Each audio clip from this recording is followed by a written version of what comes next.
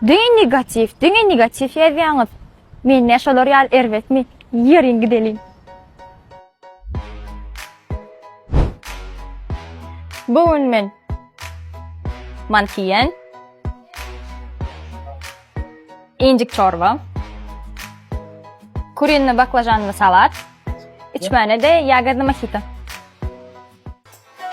Ben ipil ben onu. Görüyor musun?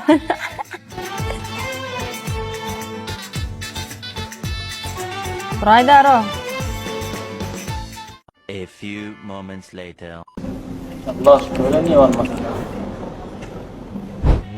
Looks like a job for me, so everybody just follow me, cause we need a little controversy, cause it feels so.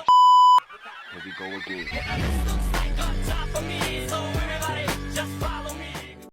Mantıyı doğrayın, ekleyip katıfici.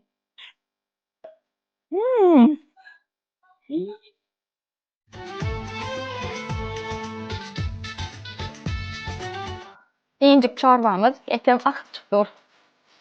Şimdi salar ye.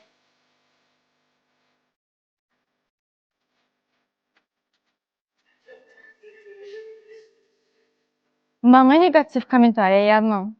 Vallahi.